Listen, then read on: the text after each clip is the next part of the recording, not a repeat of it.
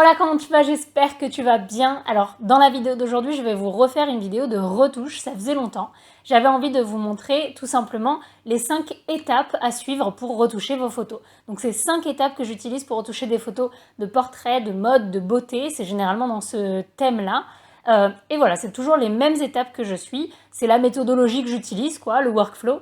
Et donc, je voulais vous le montrer aujourd'hui. Si vous aimez les vidéos en rapport avec la photo, si vous avez envie d'apprendre un petit peu à améliorer vos photos, à améliorer et lancer votre business de photographe, n'hésitez pas à vous abonner à la chaîne. Du coup, je fais des vidéos toutes les semaines. Et puis, à me suggérer vos idées de vidéos, vos envies en commentaire. Donc, c'est parti, on passe tout de suite sur l'ordinateur. Alors la première étape quand on ouvre la photo sur Photoshop, c'est qu'on a le panneau Camera Raw et la première chose qu'on va faire, c'est la seule chose que je vais faire sur Camera Raw, c'est l'exposition et la balance des blancs.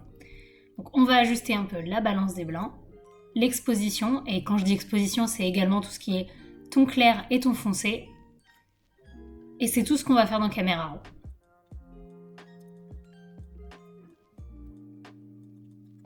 La deuxième étape, ça va être la retouche de peau. Là, pour l'instant, on a juste fait l'exposition, la balance des blancs. Je vais faire la chromie après, mais c'est à ce moment-là que je fais ma retouche de peau. Pour la retouche de peau, je fais de la séparation de fréquences. Je vous ai fait toute une vidéo en détail là-dessus et je vous en referai si vous avez besoin. Moi, j'ai un preset qui est enregistré, comme ça, j'ai qu'à l'appliquer et ensuite, je fais ma séparation de fréquences dessus. Et là, du coup, on va retoucher la peau de la modèle.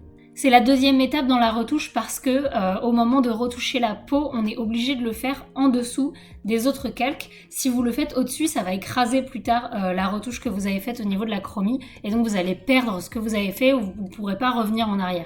Donc c'est pour ça que c'est à ce moment-là qu'il faut faire la retouche de peau. Donc sur cette photo, pour le coup, il n'y a pas grand-chose à faire pour la retouche de peau, mais si c'était une photo de portrait un petit peu plus close-up, j'aurais quelque chose de plus intéressant à faire.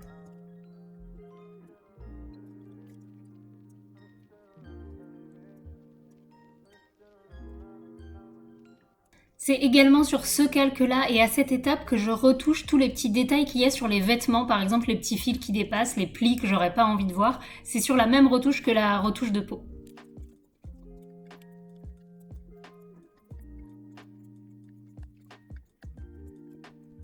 Pour le coup, là, c'était très léger, mais sur certaines photos, il y aurait pu avoir de la retouche de peau un petit peu plus poussée, mais là, ça suffira. La troisième étape, ça va être le Dodge and Burn. Donc pour le Dodge and Burn, je vous ai montré également dans une vidéo, mais ça va être deux courbes, une où on va assombrir et une où on va éclaircir, et on va venir peindre un petit peu les zones qu'on a envie d'accentuer ou pas. On prend un pinceau avec une opacité très faible, un flux faible également pour pouvoir maîtriser un petit peu ce qu'on fait, et ensuite, on va bien les noter Dodge Burn. Et là, on est bien sur le Dodge, et donc ça va être plus clair.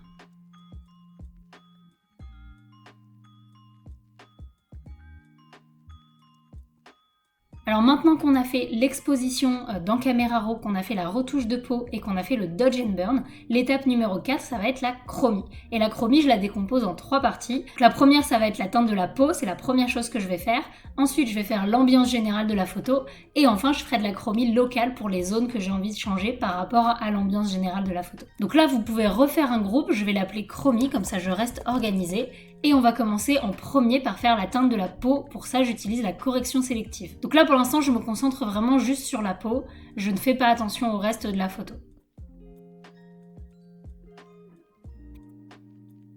Ensuite, je vais passer à la retouche globale. Donc ça, vous pouvez utiliser les outils que vous voulez. Vous pouvez utiliser les courbes, les niveaux, peu importe. Là, moi, je vais utiliser une courbe de transfert dégradé et les niveaux.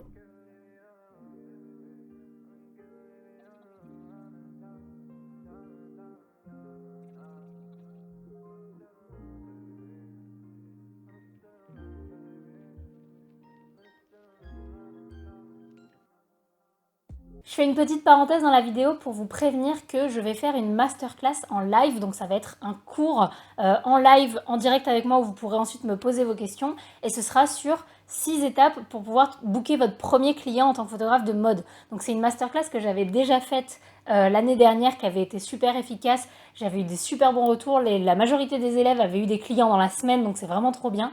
Et donc du coup, je vais refaire cette masterclass en live.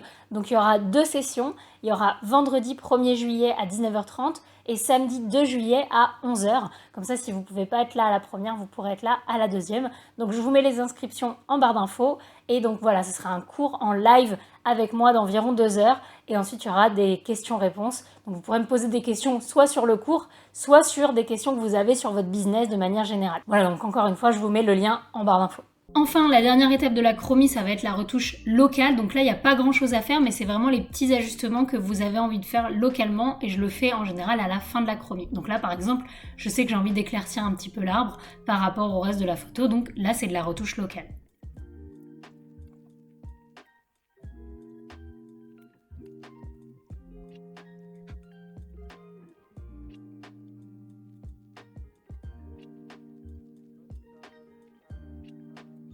Voilà, donc là on a un avant-après de toute la retouche, donc je vous montre juste le avant-après.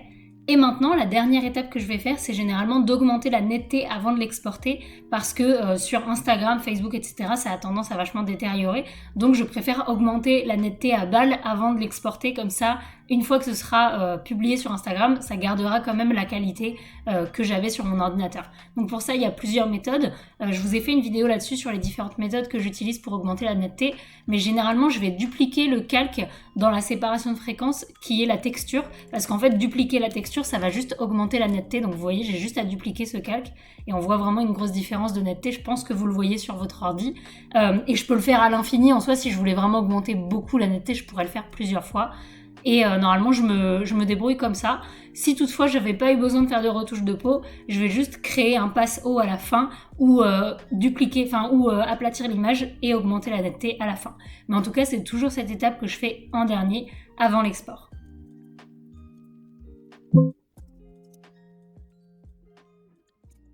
Voilà, j'espère que cette vidéo vous a plu. Si vous avez des idées de vidéos que vous avez envie de voir sur la chaîne, n'hésitez pas à le mettre en commentaire. Encore une fois, je suis toujours à la recherche de vos idées et de vos envies. Et merci beaucoup d'avoir regardé la vidéo jusqu'au bout. Laissez un pouce et laissez un petit emoji. Cette fois, on va mettre l'emoji banane. Si vous mettez l'emoji banane, c'est que vous avez regardé la vidéo jusqu'au bout. Donc merci à vous. Et n'oubliez pas de vous abonner, tout ce qu'il faut sur YouTube. Mais en tout cas, merci beaucoup de regarder vraiment. C'est important que je vous le dise à chaque fois. Voilà, sur ce, je vous fais des bisous. Je vous dis à la semaine prochaine. Ciao!